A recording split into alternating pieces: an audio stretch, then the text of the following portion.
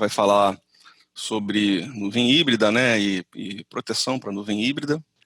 E o bate-papo de hoje aqui, né, com o Vitor da Kaspersky, né, vai ser sobre nuvem híbrida. Então a gente vai falar um pouquinho sobre como é que isso surgiu, o que isso é, né, quais são os desafios para a gente poder proteger isso e manter esse ambiente de nuvem híbrida seguro. O cenário que a gente tem hoje é de que mais e mais empresas está movendo, né, essa infraestrutura de servidores, dados, né, as cargas de trabalho para esses ambientes virtuais e de nuvem, né, e nuvens seguras, como é o caso da SH, que já tem um monte de componente de segurança embutido, né, que já vem segura por default, né, por padrão, e nuvens públicas, aonde o cliente ele vai responsável pela segurança dessa nuvem que ele está colocando lá, tá?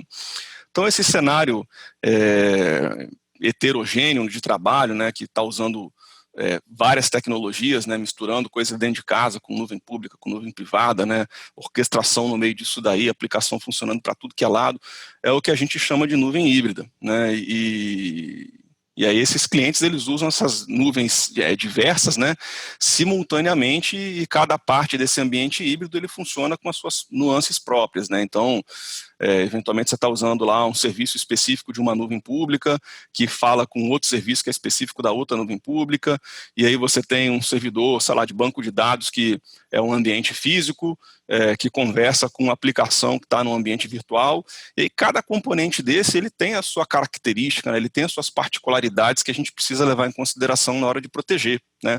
Então a gente sai do cenário de antigamente, né, que era eu protejo só o servidor, agora eu tenho que proteger o servidor e a virtualização, agora eu protejo um monte de coisa, né? Então, como é que a gente consegue proteger isso em vários lugares diferentes, com tecnologias diferentes, fabricantes diferentes, de maneira que permaneça seguro, né? Sem você criar um problema de segurança para você, tá?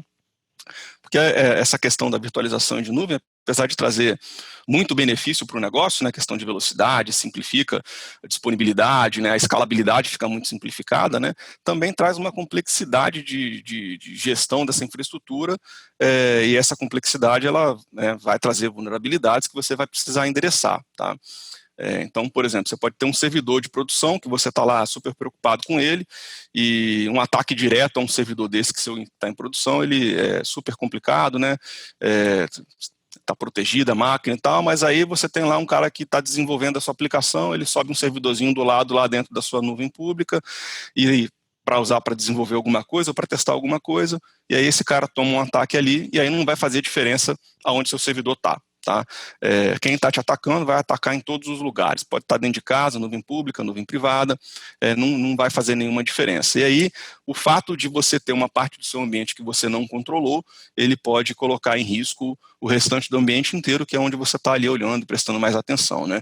E essa questão da nuvem híbrida, um dos problemas dela é a visibilidade, né? A gente tem problemas de visibilidade, de conseguir enxergar esse ambiente inteiro como um todo, né? Igual eu falei, você pode ter um cara que vai lá, sobe um servidor, né, a nuvem é muito simples para isso, né?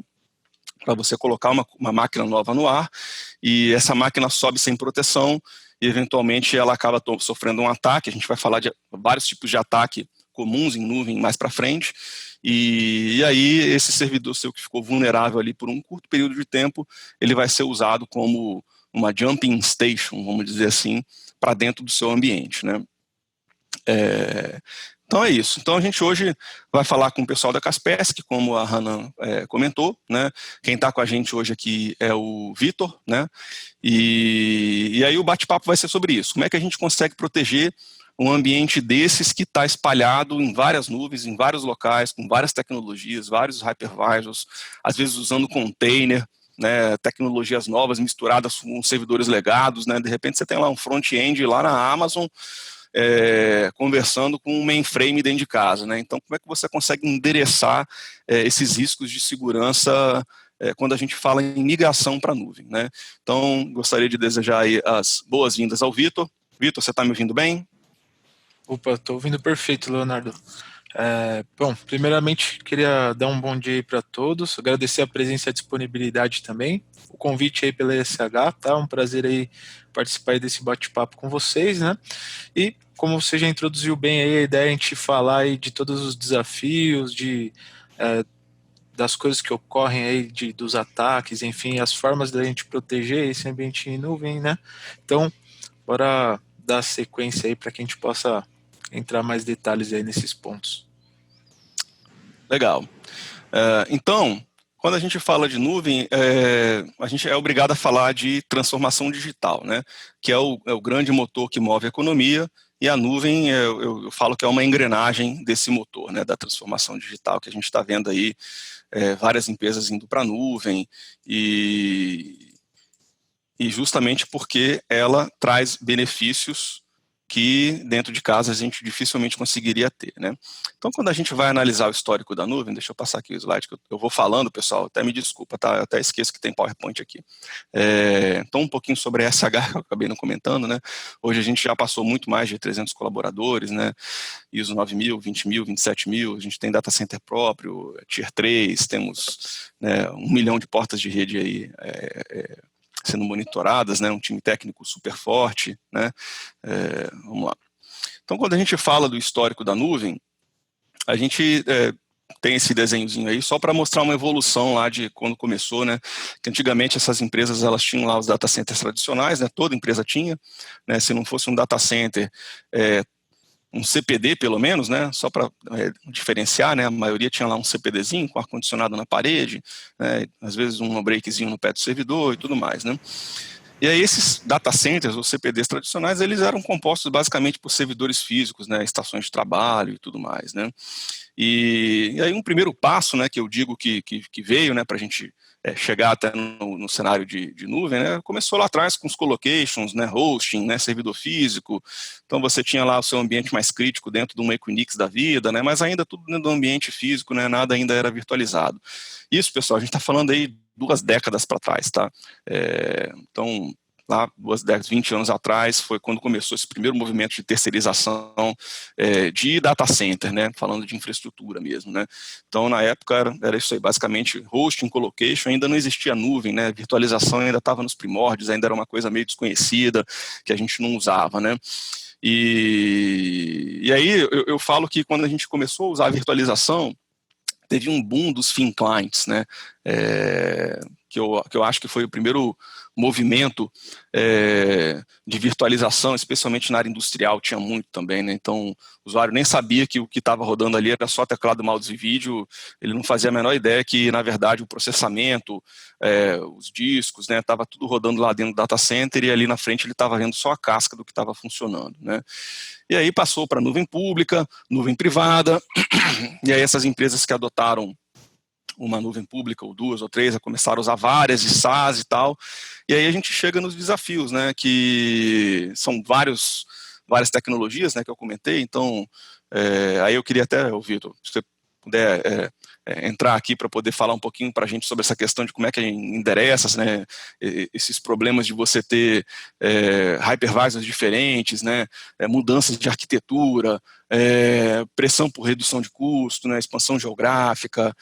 Qual que é a sua visão a respeito de como é que foi essa evolução lá do mundo tradicional que a gente tinha, né, que era o agente de antivírus dentro de um servidor físico, para o ambiente que a gente tem hoje, que basicamente, cara, a informação está espalhada pelo mundo inteiro, a gente não sabe nem onde é que está. Opa, com certeza, Kamata.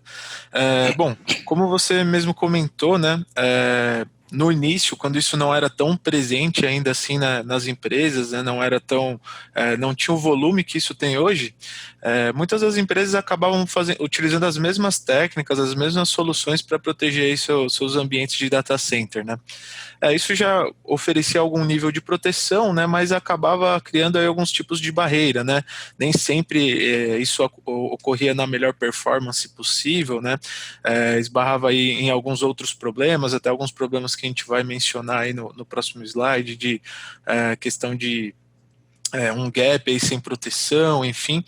Então, cada vez mais aí os fabricantes, né, e começaram a agir, né, pensando em produzir soluções voltadas especificamente para esse ambiente, né, de data center, né, e respeitando essa evolução também do ambiente de data center, né, então começaram pensando em desenvolver aplicações específicas para o ambiente de virtualização, quando isso estava estava funcionando já, né? Acabou que uma solução baseada no hypervisor já não era suficiente, porque agora tinha nuvem pública, e aí você começaram somente ali com AWS, Azure, e agora a gente já tem N providers, né, de nuvem pública, enfim. Então, de fato, aí, como tudo aí dentro do nosso mundo de TI, de segurança, né, é uma transição bem dinâmica, né, e também é, um tópico até, se eu não me engano, está no nosso próximo slide, mas já vou dar puxar aí um pouquinho, que é a questão de que, por mais que a nuvem pública esteja aí, né, e todos nós a maioria das empresas já tem algum pezinho lá na nuvem pública, nem todas conseguem realmente adotar somente esse modelo, né? Então, a ideia, né, uma ideia interessante para fornecer uma boa proteção para esse tipo de ambiente, e a ideia também adotada pela solução da Kaspersky, é oferecer com uma só solução, né, com a mesma licença, a proteção para todo esse ambiente, né? Seja para os seus servidores, mesmo que seja um servidor físico, um servidor virtualizado, com a maioria aí dos providers, né? Então KVM, VMware, Hyper-V, Citrix, Nutanix, enfim, aí vai a maioria dos top aí de mercado, dentro da parte de nuvem pública também, então Microsoft Azure, AWS, agora também recentemente a integração com a API direto com o Google Cloud também, tá? Então a ideia de fato é com uma só solução, um licenciamento, né, entregar essa flexibilidade que o usuário, que o Legal. cliente precisa, né, para poder acompanhar esse movimento de migração aí. Bacana. A gente tem um comentário aqui do Vander Almeida, dizendo que é cliente já de vocês há 7 anos, né? Com certeza 7 anos é porque funciona, né? Pô, E é interessante você comentar isso, né? Que mostra que vocês acompanharam a evolução, né, do cenário que a gente tinha lá atrás que eu comentei, que era basicamente agente de antivírus, né, endpoint protection dentro dos servidores ou das estações de trabalho. Vocês foram acompanhando a evolução disso, né, para o ambiente virtual, primeiramente, né, para depois o ambiente de nuvem especificamente, e de uma maneira que você tenha a mesma solução, né, o mesmo licenciamento, independente de qual é o tipo de formato, né, que o cliente está usando, até para se ele hoje está usando, sei lá, dentro de casa e ele quer mover para fora, a solução de vocês ela é a mesma, já está licenciado, é uma questão a menos para ele olhar, né? Isso, Aqui foi no próximo pensando slide. justamente nisso. Isso é um diferencial bem interessante, né? Porque hoje você está num momento que a qualquer momento você pode aí, precisar migrar, né? Puxar um Distribuir a sua servidor carga de de dentro para trabalho, fora. exato. Exato. E aí, imagina a complexidade de você ter que ficar adquirindo ali uma solução para cada ambiente, né? Sendo que isso pode ocorrer essa troca aí durante o ano inteiro, né? Então, Ou pior, essa né, é o cara mover a carga e levar desprotegido, ou levar de uma maneira exatamente. que vai subir sem a devida proteção, né? Que é o que de fato acabaria acontecendo, né? Legal. Perfeito. Bom, aqui, pessoal, é onde começa a nuvem híbrida, de verdade, tá? Então, como a gente comentou lá no começo, tinha esse pensamento de que ou você podia usar a nuvem ou você não podia usar a nuvem, né? Era uma coisa meio binária lá atrás, né? Então, você é enterprise, pode ir para a nuvem. Você é uma indústria, não pode. Você é governo, não pode. Você é uma startup, pode. Você é um setor fortemente regulamentado, não pode. Então, isso quando começou o ambiente de nuvem, né, a gente ainda tinha na cabeça essa questão de que você ou ia ou não ia, né, não vai ou racha, né. E aí uma das coisas que criaram esse cenário de nuvem híbrida, né, que cunharam esse termo, foi quando as empresas começaram a descobrir que você não precisa necessariamente ser uma coisa ou outra, né. Então você pode levar o que você pode usar lá, né? Por isso que eu falo, né? O que você quer usar, mas o que você pode usar.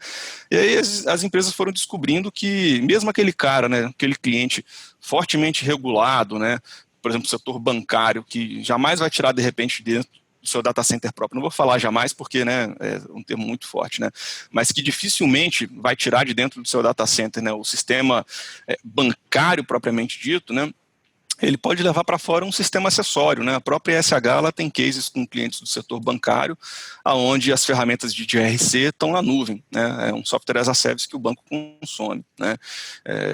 Então as empresas elas começaram a ver que ela poderia hibridizar esse data center dela, levando para a nuvem o que é melhor rodar na nuvem, o que pode rodar na nuvem, né? Então você tem lá, por exemplo, aquele cliente de e-commerce que provavelmente o ERP dele ele quer manter dentro de casa, ou ele quer manter numa nuvem privada, porque ali é o core do negócio dele, né? Mas ele talvez topa levar para uma nuvem pública o front-end, né, o back-end vai estar em outro lugar, né, ele vai usar algum serviço nativo de uma nuvem pública e vai manter dentro de casa o restante do serviço, né, então tem vários e-commerces que funcionam assim, né, então as empresas foram entendendo que elas poderiam hibridizar não só o data center delas, a gente está falando aqui de aplicações híbridas, né, você não tem um data center que é nuvem privada, nuvem pública, misturado. Você tem uma aplicação específica que cada componente dela está em um canto separado, né? Inclusive o pessoal das redes industriais, né? Uma rede industrial, um controle de supervisório que controla chão de fábrica, eu acho que dificilmente vai sair de um data center on-premises, né? Mas, por exemplo, o BI que conversa com esse sistema supervisório pode, né? Então você pode ter, por exemplo, uma empresa lá que está controlando um alto forno usando parte da sua infraestrutura própria, né? Mas um pedaço do que conversa com essa infraestrutura que controla ali a rede industrial está do lado de fora, está numa nuvem pública por questões de escalabilidade, de redução de custo, de performance, né? Uma série de questões aí que vale a pena levar para fora, tá? Então, esse caso, né, de clientes que achavam que não poderiam usar nuvem, né, isso começou a ser desmistificado e é aí que começa a nascer a nuvem híbrida, né? Inclusive clientes que já têm lá o data center dele, né? Às vezes querem só um DR, né? Pô, leva o DR para a nuvem, ele não precisa construir outro data center, né? Então, à medida que essa mentalidade ela começou a tomar conta do mercado, de olhar a nuvem como uma opção para agregar ao negócio e não só substituir o que o cara já tem, quando realmente a gente começa a ver um boom nesse cenário híbrido de você estar usando, cara, nuvens diferentes, com data centers diferentes, com tecnologias diferentes, né? Então eu vejo que mais ou menos por aí que foi quando o cliente descobriu que o data center dele não é monolítico, foi que realmente a nuvem híbrida nasceu, vamos dizer assim, né? E aí a gente tem parceiros como no caso da Kaspersky, né, que acompanharam essa evolução, né, desde quando o cara estava lá num hosting on-premises, para desde quando ele começou a trabalhar com uma nuvem privada, que aí a gente está falando dos hypervisors, não Hyper-V, um VMware da vida, e até o momento em que ele foi para a nuvem pública, né. Aí, Vitor, eu queria que você explicasse um pouco, cara, desse desafio de como que você protege uma empresa num cenário desse que o cara está usando tudo de tudo, né? Como é que você consegue proteger, por exemplo, uma aplicação dessa que está usando, sei lá, um Docker numa nuvem pública, com um banco de dados que está dentro de casa, com um outro pedaço, sei lá, cara, uma rede um CDN numa outra nuvem pública, né? Como que vocês conseguem orquestrar a segurança nesse cenário em que o cliente está usando em locais diferentes e como é que você consegue manter a visibilidade disso, para você saber que tem um problema de segurança nessa camada aqui da minha aplicação ou da minha infraestrutura. Como que vocês enxergam isso? Então, Kamata, aqui a ideia é realmente se adaptar à necessidade de que cada ambiente precisa, né?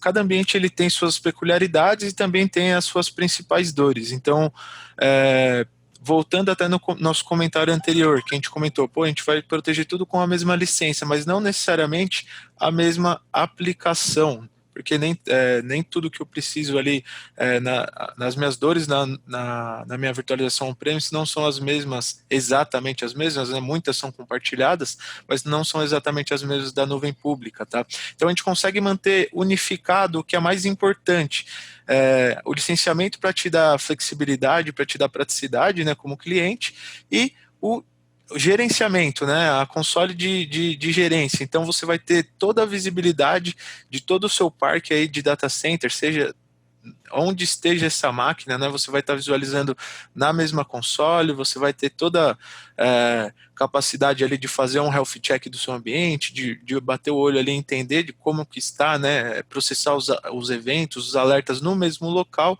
em um single pane of glass, né, e na ponta ali você vai ter a aplicação mais adequada para cada cenário. Desde cenários aí, por exemplo, sem agente, né, trabalhando aí com integrações aí com plataformas como VMware NSX, até cenários com uma tecnologia patenteada da Kaspersky, com um agente leve, que otimiza muito a performance aí da virtualização on-premise, passando para a nuvem pública aí, clientes específicos aí também para servidores Windows e servidores Linux, né? Incluindo até, como você comentou aí, a proteção também para containers baseados em hosts Linux e hosts Windows também.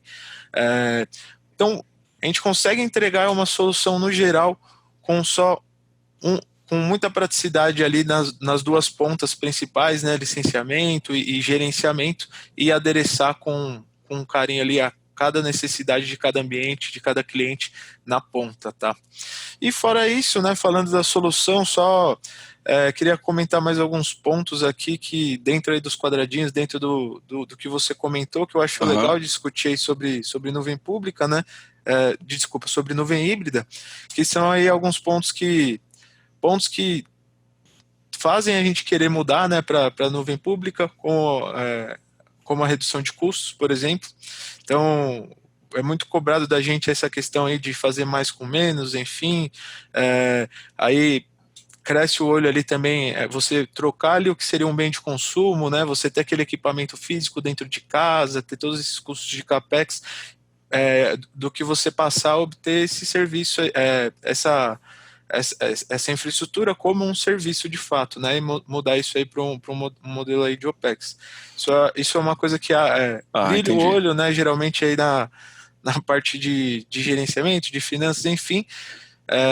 Também a questão do pay as you go, né, então você vai pagando conforme você consome, inclusive também para a nossa solução, né, então a gente tem dois modos de que você pode adquirir ela, então você pode, geralmente a gente adquire ela com parceiro e movimenta ela para onde você for, como eu comentei, da nuvem pública para a nuvem privada e vice-versa, mas você instanciando uma máquina ali na nuvem pública, você pode optar também por pagar aquela proteção da mesma forma que você está pagando sua instância, né? Então você vai pagar de acordo Pagar com... mensalmente. Exatamente. Ou Então seja, se o é uma cara opção. tem, por exemplo, uma máquina física que está protegida pela solução de vocês, e aí entra um projeto para virtualizar isso em qualquer lugar, a solução é a mesma, ele já está licenciado. Ele pode carregar esse Exato. licenciamento com ele, ou se ele quiser crescer o ambiente, ele pode optar por fazer o pagamento mensalizado também. Tá? Exatamente. Mais uma vez, aí Esse, pensando na flexibilidade, mas dá várias opções aí para o cliente escolher a mais adequada. legal. Esse slidezinho que eu coloquei, ele é bastante comum na internet, né? Tem vários formatos dele e tal, né? E a gente tem alguns casos que o pessoal apresenta assim, né? Tem características aqui que são mais para nuvem pública, outros mais para nuvem privada, outros mais para data center próprio, né? Que seria o hosting, né? On-premises, né? E aí realmente aqui é que teve a diferença, né? Então, às vezes o pessoal olhava assim, não, cara, segurança para mim é super crítico. Mas talvez para um pedaço da sua empresa, a segurança é super crítico, né? Para um outro pedaço dela, da sua aplicação, a performance é super crítica, né? Então, segurança tem mais a ver com on-premises e talvez performance tem mais a ver com nuvem. Então, assim, foi na hora que a gente conseguiu quebrar isso e desconectar um pedaço da outro, né, um componente do outro, que aí realmente, não, cara, custo para mim é primordial. Beleza, eu posso usar SaaS, eu posso ir para uma nuvem pública, né? Mas a conectividade é imperativa, né, para um controle de chão de fábrica. Então a gente está falando de um on-premises, né? A recuperação de desastres e backup para mim é o mais importante. Cara, se eu já tenho um data center, eu não vou fazer o meu DR no meu mesmo data center e, cara, é uma grana preta que eu vou gastar para construir outro. Então, uma nuvem privada, por exemplo, ela pode ser a solução mais adequada, né? Então, aqui foi quando realmente essa questão da hibridização ela começou a rodar, né? Um dos pontos que você comentou aí, que eu acho que é bacana a gente falar, que na verdade é até um caso engraçado, né, cara, que eu passei. A gente teve um cliente do setor de mineração grande e aconteceu que lá esse cliente ele tinha homologado para os funcionários receberem o salário em meia dúzia de banco, né? Banco do Brasil, Santander, Caixa Econômica, cara, tudo quanto é banco estava homologado. E aí, cara, na imagem padrão lá que ia para o notebook, para a estação de trabalho do pessoal, né,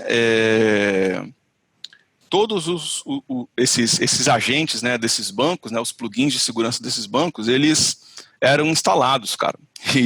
E aí criava um cenário que a máquina demorava 40 minutos para botar, porque quando a máquina ia botar, tinha algumas chaves de registro que esses plugins queriam ler e ele queria garantir que eu sou o último a mexer nessa chave. E aí ficava um loop infinito ali, cara, que entrava o plugin de um banco e, cara, não, beleza, essa chave de registro aqui é minha. Aí o outro olhava isso, não deixava o Windows botar, porque não, essa chave aqui é minha. E virou o caos, cara.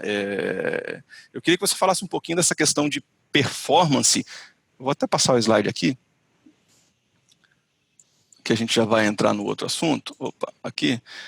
Quando a gente está lidando, por exemplo, com esse cenário onde você tem lá, por exemplo, uma máquina virtual dentro de uma virtualização, aí você tem o antivírus na virtualização, o antivírus na máquina virtual, enfim, cara, como é que vocês lidam com isso? Como é que essas camadas elas se conversam? Tranquilo. Vou até só pegar uns números aqui que eu tenho também para comentar em cima disso. Deixa eu só encontrar eles aqui. Que é bem interessante esse approach, né? A gente tem várias formas de otimizar performance, né, dentro do ambiente virtual.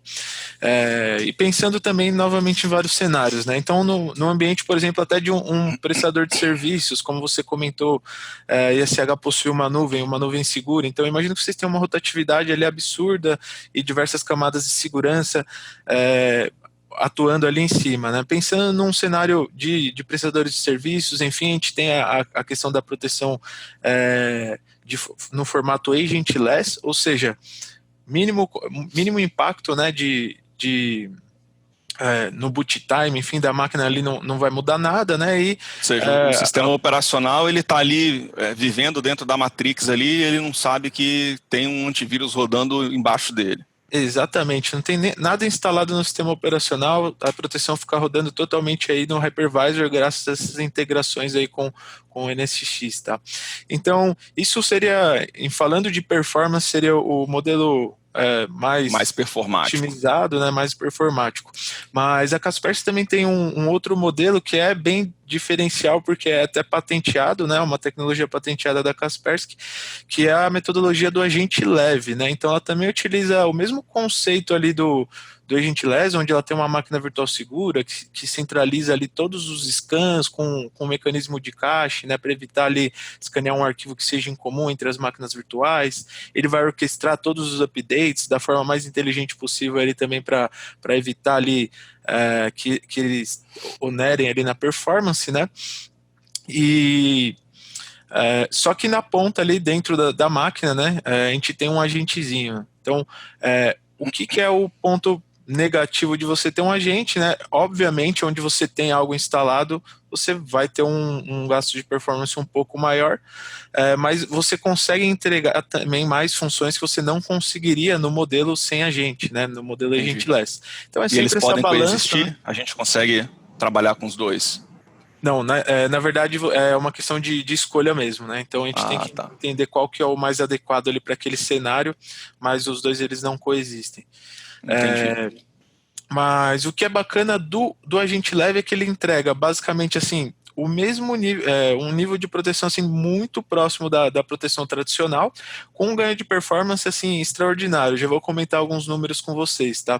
Só fazer um paralelo. Se a gente possuísse um endpoint tradicional, né, em cada uma das máquinas, vamos falar ali de servidores ou NVIDIA que seja, dentro de um hypervisor. Imagina todas essas máquinas escaneando os mesmos arquivos de sistema do Windows, enfim, ao mesmo tempo. Que provavelmente 90% da empresa, cara, todo mundo tem os mesmos arquivos, né, o volume de dados. Exato, só o que é ali de arquivos de sistema, né? Então todas as máquinas possuem aquelas mesmos artefatos, enfim, que vai ser um retrabalho, vai ser totalmente desnecessário e vai causar ali um clog ali, né? Um bottleneck ali no ambiente, né? Agora, quando a gente pensa no cenário do agente leve, além dele orquestrar tudo isso aí, e utilizar os mecanismos de cache, o que acontece? Com estudos, né, em laboratório, a gente conseguiu chegar que ele consegue ser 3 vezes mais eficiente em comparação com uma proteção tradicional no consumo de CPU, né, no consumo de processamento. Ele consegue ser 2 vezes mais eficiente no consumo de memória RAM e 5 vezes mais eficiente no consumo de disco, né? Então, realmente, assim, é um impacto muito grande Grande de performance. de performance. Então, às vezes, o que você teria que investir na compra de mais hardware ali para pôr mais máquinas, você fazendo uma mudança dessa, né, você vai livrar ali o seu hypervisor para que você possa colocar mais máquinas, que você possa produzir mais, né? Então, a gente pensa performance, mas por trás tem redução de custos, tem uma série Com certeza, você consegue compartilhar mais recursos do seu hypervisor, que é justamente um dos pilares da virtualização, né? Você ter lá um recurso físico compartilhado entre várias máquinas virtuais, então quanto menos você consumir, melhor, né? Então se você tem, 40 servidores virtuais em cima de uma lâmina só, e esses 40 começam a escanear ao mesmo tempo, provavelmente você vai ter um problema de performance, né? E até trazendo para o ambiente do usuário, né? A coisa mais comum que tem é a empresa, ela tem que dizer que se for fazer um scan, por exemplo, né, tem gente que gosta de fazer ainda, né, um scan semanal, scan, sei lá, de tempos em tempos, né, obrigar o usuário a aceitar, porque na hora que abre aquela telinha falando que, cara, ó, vou escanear o seu micro aqui, o cara já clica em adiar ali, já, cara, trava o mouse ali em cima, porque ele sabe que na hora que começar ele vai parar de trabalhar. Então é bacana a gente entender que vocês estão buscando endereçar performance sem sacrificar a segurança, né? Então aqui nesse slide... Desculpa até cortar, Kamata, mas tranquilo. esse tópico que você comentou, ele é bacana e ele é bem polêmico, eu diria, né? O que é o scan, né? Tem gente que fala que é muito old school, que não é mais para fazer, que não precisa, tem gente que gosta, enfim. Eu vou tentar até nem deixar aqui minha opinião pessoal, enfim, mas é realmente assim... principalmente falando da minha visão de Kaspersky, né, nas soluções de segurança a gente já tem N tecnologias, N componentes trabalhando em conjunto. A ideia é ter várias camadas, conseguir fazer a detecção em vários momentos, né, antes de chegar no ataque, né? Então, antes de chegar, quando chegou, antes de executar, depois na pós-execução também. Então, a gente tem diversas ferramentas, né? Mas, de fato, aí tem gente que ainda prefere, né, ter ali pelo menos um scan, talvez semanal, com menos recorrência, né? Então, mas isso de fato é uma coisa um pouco mais aí de como até os grandes especialistas eles se divergem nisso aí, eu não vou acabar não. Eu acho que é importante o seguinte, cara, é melhor você ter e não precisar do que você precisar e não ter. Então, assim, ter a funcionalidade, ela é bastante útil, porque a gente sabe que tem empresas que gostam desse tipo de approach, né, de, cara, ter lá um scan programado e tal, e a gente sabe que scan programado normalmente é problema, né, o cara coloca para rodar 2 horas da manhã quando o equipamento está desligado. Então, nesse slide aqui, a gente avançando aí para a gente poder manter o cronograma, o horário, né? Perfeito. Eu coloquei algumas vulnerabilidades, né, alguns ataques que são bastante comuns aí, especialmente para empresas que estão adotando nuvem, né? Então, eu listei 7 aí que são bastante comuns, a gente vai passar por eles aí para a gente entender qual que seria o approach da Kaspersky em cada um deles, né? Então, a gente sabe que quando a gente migra para a nuvem, né, eu sempre falo isso, muita gente fala isso também, você não resolve os problemas de segurança que você já tinha. Na verdade, você pega os problemas que você já tinha e leva para lá e junto com eles você cria mais, né? Então, migrar para a nuvem pode endereçar problemas de performance, problemas de disponibilidade, né? Mas por padrão, problemas de segurança, não, né? E aí a gente queria ilustrar contigo esses 7 tópicos aí para a gente poder falar, né? Então, o primeiro da lista aí seria a questão do Startup Window, né? Eu queria que você falasse um pouquinho sobre esse assunto aí para a gente, qual que é o approach que vocês têm para isso? Quando a gente fala de Startup Window, né, é um dos pontos aqui do slide que não é um ataque em si, mas é algo É, que acaba gerando a janela um de vetor, uma janela. vulnerabilidade para que isso aconteça, né? Mas de fato é algo que é importante e é algo que tem que ser acompanhado e acontece sempre aí nesse cenário de migração, né? O que é o Startup Window? É essa janela, esse gap, né, onde da máquina ser provisionada, né, onde a gente criar aquela máquina virtual até que ela realmente receba a proteção e que a proteção seja ativada, né? Então Ou isso seja, criei a instância, dei o play. É a Exa- janela entre esse momento em que eu liguei e o momento em que eu realmente faço o deploy da segurança para a máquina. Exatamente. Aí tem N coisas que impactam nisso, né? Primeiro que a janela tem que ser o menor possível, se possível nula, aonde couber esse approach, né? E isso tem que ser feito de forma prática, né? Imagina você ter que ficar fazendo isso de forma manual aí nas instâncias, isso realmente não ia ser nada viável, né? Prático, né? Não Então, tem como. exato. Aqui dentro de nuvem pública, a gente consegue entregar isso como até mesmo complemento da própria instância, tá? Então, se você vai lá no Azure, vai provisionar uma máquina, você coloca a proteção como complemento, ela já nasce não só protegida, como você já deixa configurado o IP do servidor ali, de administração, ela já nasce protegida, já nasce dando ele para você na console. Então, é o melhor dos mundos, né? Então, a gente consegue realmente zerar, né, deixar nulo esse startup window nesse tipo de ambiente. Pensando em ambiente on-premise, a gente consegue zerar, deixar nulo também no approach agentless, onde a máquina já nasce dentro do hypervisor protegido. E, inclusive, aí tem até outros benefícios, por exemplo, a máquina, na questão do scan que a gente comentou, mas se você precisar fazer um scan, a gente consegue escanear até mesmo a máquina desligada, tá? Uhum. Por essa Pela abstração que ele tem dentro virtualização. da hypervisor, né? E no agente leve, né, como a gente tem a SVM ali bem próximo das máquinas, a gente consegue orquestrar esse deploy, deixar já programado para que ele seja feito de forma automática e no menor tempo possível, né? Então, essa é a ideia. São 3 approaches, um para cada cenário, como eu comentei, mas a ideia é para zerar quando possível e diminuir ao máximo, né, essa janela aí de onde a máquina fica desprotegida, né, sem uma proteção de endpoint. Legal.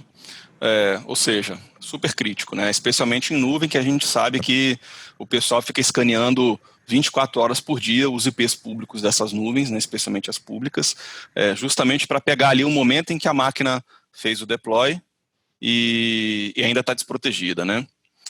Então, passando para o próximo aí, a gente vai falar um pouquinho sobre vulnerabilidades e aí um exemplo que a gente pegou de um cara chamado Eternal Blue, né, que deu uma dor de cabeça tremenda uns anos atrás, né? Eventualmente, quem não está reconhecendo esse nome Eternal Blue, né, a gente vai refrescar a memória um pouquinho com outro nome, né, que é o WannaCry. Tá? O Eternal Blue, talvez ele foi, né, o problema de segurança, né, a vulnerabilidade mais duradoura, né, mais prejudicial que a gente teve aí nos últimos tempos. Né? Basicamente ele foi um exploit que a Agência de Segurança dos Estados Unidos desenvolveu para poder monitorar os alvos dela, né? E aí um grupo lá chamado Shadow Brokers pegou esse troço e vazou para a internet.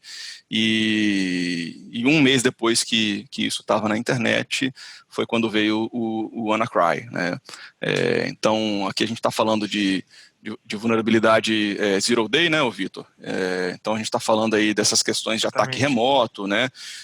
Então são casos aqui que, por exemplo, são tão críticos que a Microsoft lançou patch até para sistema operacional que ela já tinha descontinuado, né?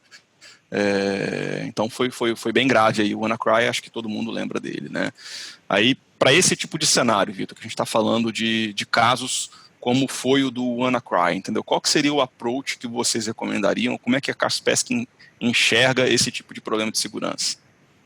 Show de bola. Então, Kamata, como a gente até conversou, optou por trazer o Eternal Blue por ser uma das explorações mais famosas, né? Então, muita gente já conhece, apesar de você ter refrescado aí, para quem não se lembrava. Mas a ideia aqui é falar de explorações de vulnerabilidade no geral, tá? Falando ainda do Eternal Blue, apesar dele possuir já o patch, né, desde março de 2017, foi justamente a partir dessa data que ele começou a realmente causar muito problema. Então, mostra que, de fato, o patch ele é a correção definitiva, ele é a correção mais efetiva ali, né, pensando ser aplicada, mas a gente tem todos os desafios de pô, como que eu vou conseguir garantir a aplicação desse patch, né, para todo o meu parque, N sistemas operacionais diferentes, às vezes tem máquinas que não estão com uma comunicação boa com a gerência, enfim, então tem N desafios, né, quando a gente pensa aí num gap de um patch ser lançado até que a gente consiga aí manter de fato todo o nosso ambiente aí com essa correção. Tem várias soluções que pensam nesse quesito, né, de scan de vulnerabilidades, gestão de patches, aplicação dos patches.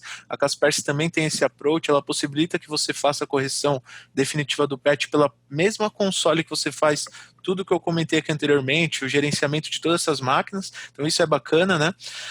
Porém, a gente também tem um outro approach que, para deixar a gente mais tranquilo em relação a isso, tá? E aí, no geral, vou comentar sobre 3 approaches. O definitivo seria realmente a aplicação do patch.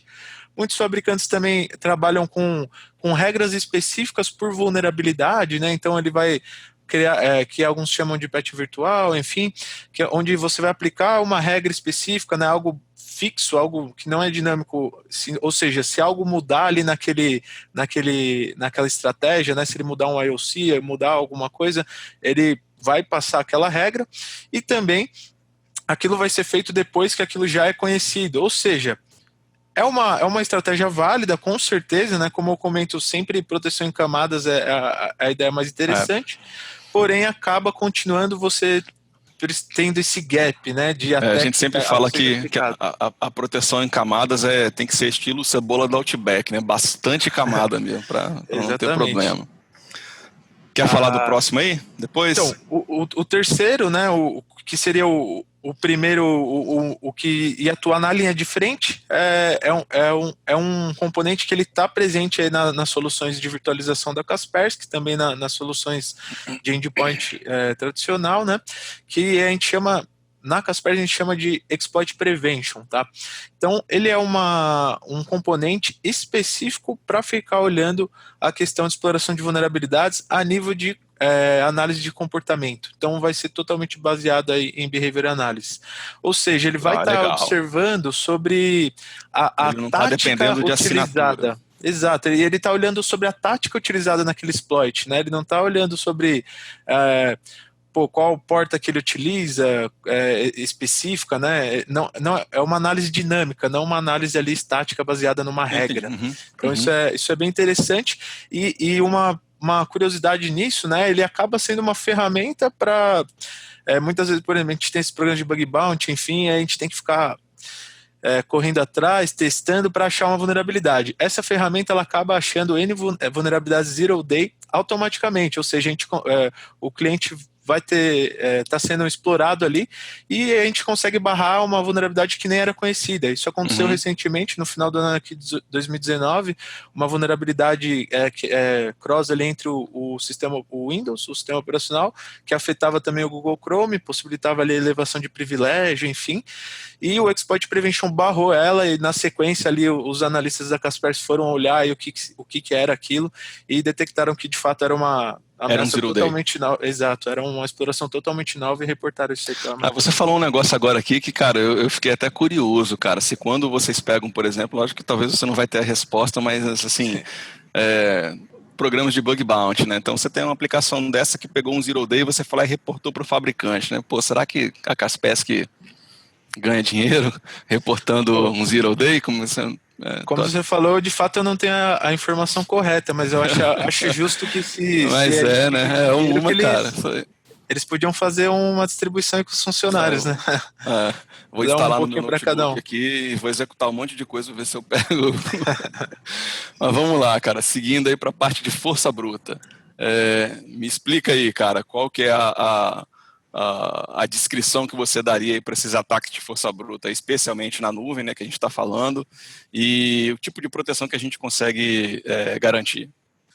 Voltando aqui do 3 em diante, né, a gente fala aí de sempre uma proteção geral, né? São então todos os componentes da solução atuando aí em conjunto. Então a gente tem behavior Uhum. analysis, tem o módulo aí de proteção contra ataques de rede, enfim, que também um utiliza da Fala com o tecnologia outro, do né? outro, né? Então isso é bem interessante. Então aqui eu trouxe aí alguns casos mais para contextualizar também e dar alguns exemplos, tá? Entendi. Falando de brute force ataque, tá? É um exemplo que a gente enfrenta independente do ambiente, né? Sendo em nuvem ou não, mas muitas vezes eles aproveitam para fazer isso utilizando a exploração dos protocolos como o Telnet, RDP, né? Teve E uma campanha grande de RDP, né? Para brute force. Na verdade, é um ataque que exatamente. ele não é muito inteligente, né, cara? Ele conecta lá e fica tentando um monte de senha. Na hora que passa, na maioria dos casos, o cara tá com um ransomware dentro da máquina enfim, vira um ransomware, vira alguma coisa desse tipo, né? Exatamente, tem vários também que são linkados a miners, né? Então eles acabam colocando ali mineradores de bitcoins ou até mesmo Verdade, aquele verdade. botnet. Aí a É, performance do cara tá um lixo, ele vai descobrir que ele tá minerando Bitcoin para os outros. Verdade. exatamente. E uma coisa que eu estava olhando umas estatísticas aqui da Kaspersky, né? Eu trouxe duas que vão para caminhos diferentes, né? Mas as duas são bem interessantes. Uma que o Brasil ele foi colocado aí no primeiro trimestre de 2019 como o terceiro país mais atacado utilizando aí o protocolo Telnet e o quarto utilizando o protocolo SSH. Então, juntando aí dá praticamente 20%, uns 18% da totalidade dos ataques. Então, é um número bem expressivo, né? Considerando aí também as outras nações que estão na frente são as maiores aí, então, de fato, o Brasil está, infelizmente, bem colocado aí nesses rankings, né? E um outro número que eu achei, assim, realmente bem expressivo foi em relação, olhando bem de perto, ali era a granularidade diária de ataques de brute force, utilizando SSH por dia. E eles vinham mantendo uma média ali de detectados pela Kaspersky, né? Vinham mantendo uma média de aproximadamente 2.000 ataques. Quando chegou no início de março ali, que foi a quarentena, né? Na maioria dos países, enfim, esse número chegou a Explodiu. quadruplicar na maioria dos países. Então, tanto os Estados Unidos, países da Europa, ele chegou a 8.000, 10.000 ataques por dia, né? Então, realmente, os atacantes eles estão sempre de perto aí, aproveitando essas brechas, né? Vamos passar aqui, que aí aqui a gente consegue explicar melhor, então, os ataques, as camadas, né? Aqui já é pessoal, um slide um pouco mais técnico, né? Para a gente poder falar um pouquinho, né? Estamos chegando aqui no final. E aí aqui a gente já consegue ver um pouco melhor de como é que esses componentes eles estão distribuídos, né? E quem faz o quê, né? Como o Vitor colocou aí, a gente não tem às vezes uma solução só que é a bala de prata para tudo, né? Então, na verdade, a gente vai ter componentes que estão trabalhando em conjunto e que vão mitigar um determinado tipo de ataque, tá? Uma exploração de vulnerabilidade, um ataque de zero day, uma força bruta, né? Que na verdade explora muitas vezes uma falha de protocolo. Então, você vai ter componentes que vão estar olhando, por exemplo, igual a gente colocou aqui na parte esquerda aqui do slide, né? Você tem lá a nuvem pública, seu data center tradicional, seu data center virtual, né? Você tem Docker, e aí você vai ter componentes de segurança atuando em cada um desses caras aí, né? E aí qual que é a vantagem da gente ter uma solução que ela tem essa visão holística, né? Que é um termo que o pessoal gosta muito, né? Justamente isso, né? Você tem lá uma aplicação que ela está espalhada, distribuída nesse monte de tecnologia, parceiros diferentes e tudo mais, e aí a manutenção da visibilidade, você conseguir atuar de maneira coordenada em cima desse ambiente que está distribuído, ele pode ser a diferença entre você do sucesso e da falha, né? Aí, Vitor, eu queria que você ajudasse a gente a explicar o funcionamento desses componentes aí, desse um exemplo, por exemplo, de Docker também, que eu acho que é bastante bacana. Muitas empresas estão pensando em adotar, né? A gente sabe que a maioria talvez ainda não está usando, mas eu acredito que é uma coisa que a gente deve ver com cada vez mais frequência agora também. Perfeito. Bom, ainda usando como um gancho um pouquinho o slide anterior, a gente acabou extrapolando um pouquinho de tempo, não deu para entrar em detalhes ali de cada um, Por isso né? que eu passei, que eu já tinha colocado ele aqui justamente para a gente poder falar sobre ele, A né? gente já vai correlacionando aqui com esse Aham. show de bola. Então eu vou pular aqui para os últimos, né? Uhum.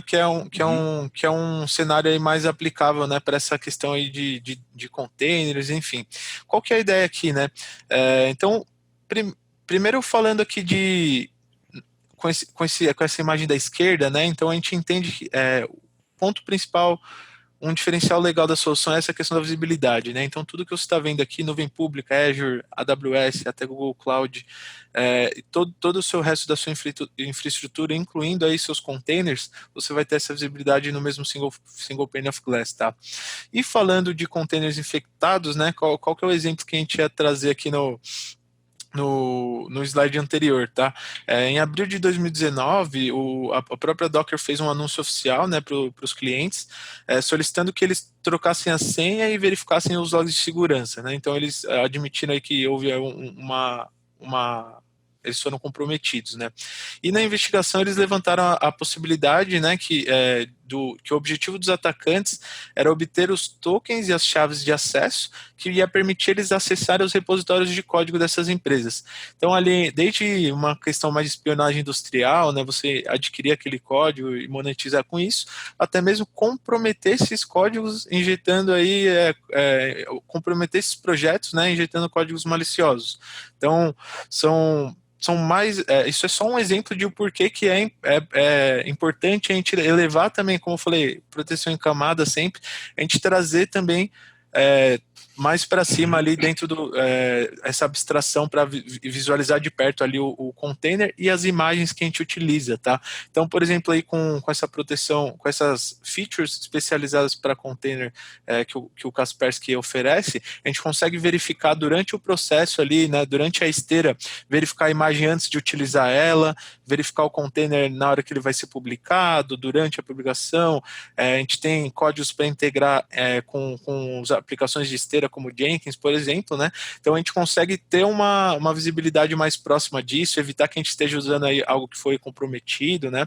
Entendi. Você consegue entrar lá na etapa de desenvolvimento ainda lá, integrar lá a solução de segurança lá atrás no processo, vamos colocar. Exatamente. Né? E de uma forma mais tentar fazer isso da forma mais leve possível, né? Porque a gente conhece aí, talvez tenha o pessoal também de desenvolvimento assistindo a gente sabe que o pessoal não é muito fã aí de ficar colocando muitos controles, enfim, acha que isso vai prejudicar, né? Então a ideia aqui é não afetar o mínimo possível, né, o processo, a gente tem que manter ele dinâmico, é por isso que ele é utilizado, né? Então, mas a gente não pode deixar de olhar para eles e colocar ali uma camada de segurança ali também, tá? Fora isso, ainda falando um pouquinho aqui no quadradinho do meio, né, que é o slide anterior, tem só mais um que eu queria comentar, que é a questão da vulnerabilidade XIM. Então, a gente falou de vulnerabilidades. É gravíssima também. Exato, pouca gente conhece, tá? Assim, muita gente não sabe nem o que é o XIM, né? Que é o MTA do Linux, vamos dizer assim. Exatamente. Então, o que aconteceu, né? Foi uma vulnerabilidade, ok, Vitor, mas isso acontece com todos os softwares. Mas aí, puxando para esse gancho de nuvem pública, né? O que agravou isso aí? Quando eles começaram a investigar, né? De aproximadamente 1,8 milhões de servidores dessa aplicação, que é o que eles conseguiram ali quantificar, 57% deles estavam totalmente expostos, aceitando as conexões. Era uma vulnerabilidade que ela explorava a conexão TLS, enfim, e 57% desses servidores estavam expostos e vulneráveis a esse tipo de exploração. Então, realmente, isso mostra o quão importante a gente fazer um controle bem próximo ali, né, nas instâncias, quando a gente fala de nuvem pública, e não só ali você ter uma solução que te ajude nisso, né, mas você realmente tomar cuidado com as políticas, suas configurações, né, enfim, fazer isso de forma ciente, né. Ultimamente, a gente, nesses tempos que a gente vive, a gente costuma fazer isso, as coisas muito, tudo é novidade, vamos sair fazendo rápido, enfim, e acaba não dando o cuidado e a atenção necessária, né? Beleza, cara. Você quer, talvez, comentar algum outro detalhe que você acha que seria interessante aqui nesse cenário que a gente está falando de vulnerabilidade para nuvem? Bom, acho que só para dar um wrap-up aqui, né, da minha parte, como pra gente poder tentar encerrar no horário, né? 4 minutos aí para meio-dia. Bom, da minha parte, eu queria mais pontuar aqui nessa imagem da direita, né, onde mostra aí todas as tecnologias presentes na solução, né? Então, mais uma vez, vocês conseguem entender aí que esse conceito de proteção em camadas, então são desde componentes de controle até componentes visando aí diminuir a superfície vulnerável, até componentes de segurança múltiplos aí, tá? Alguns componentes interessantes aí pensando também em compliance, normas regulatórias como o PCI, por exemplo, que requer aí componentes de File Integrity Monitoring. Então, é uma solução realmente, como vocês viram aí, bem completa no quesito de segurança e visibilidade, né? Então, a ideia é realmente oferecer aí um ponto único aí para que você consiga trabalhar aí e manter protegido, manter sob controle todo o seu ambiente de data center. Basicamente, dessa forma eu fecho aqui a informação que a gente tinha aí para trazer, né, nesse Beleza, cara. Obrigado pela participação, cara, pela sua disponibilidade, né? De fato, essa questão de a gente conseguir trabalhar com uma solução de segurança que ele vai endereçar os problemas, seja aonde for que eles estiverem, cara, primordial, né, nos dias de hoje, né? Essas facilidades, igual a gente comentou mais cedo, de você, cara, o mesmo licenciamento serve para qualquer lugar. Né, então você pode mover sua carga de trabalho de um lado para o outro, o servidor ele já vai nascer seguro, seja onde for que você for fazer o deploy dele. Cara, acho que é um diferencial muito bacana, né? E é isso. Hanan, vamos caminhar então para o nosso encerramento. Eu gostaria de deixar também meu agradecimento, né, a todo mundo que permaneceu até aqui agora com a gente. Eu estou olhando aqui, basicamente, mesmo número de participantes que começou está terminando. Então, muito obrigado pela estarem conosco até agora. Tem uma pergunta aqui do Vander aqui, ó. Vou tentar responder aqui, Vitor. Sabemos que o WSUS é muito interessante, mas um pouco complexo para quem não entende, uma vez que você tem que validar qual será instalado. Se tenho todas as minhas máquinas com Windows 10 e já é default update, posso deixar que a própria estação faça a atualização? Bom, eu acho que ele deve estar referenciando aí a questão de gerenciamento de patches, né, da solução. E aí o que acontece é o seguinte, o que às vezes requer uma confirmação adicional do lado ali da console, né, é quando tem termos e condições, né, das atualizações. Mas você consegue já deixar as tarefas automatizadas para... Então, eu quero que você instale todas as patches de vulnerabilidades críticas para o ambiente Windows 10, por exemplo, como ele citou. Você já consegue deixar isso automatizado para que isso seja feito em book, né? E ele traz para você também um wizard, assim, ele vai te dar um alerta na console falando, ó, você tem essa tarefa, a gente quer instalar aqui todas as vulnerabilidades que você pediu, você só precisa dar um ok aqui nos termos e condições. E ele já traz todos de uma vez para você fazer, que ele simplifica o máximo que ele pode, né? Mas não tem como a gente fugir dessa burocracia e até mesmo norma, né? Então é isso, pessoal. Obrigado.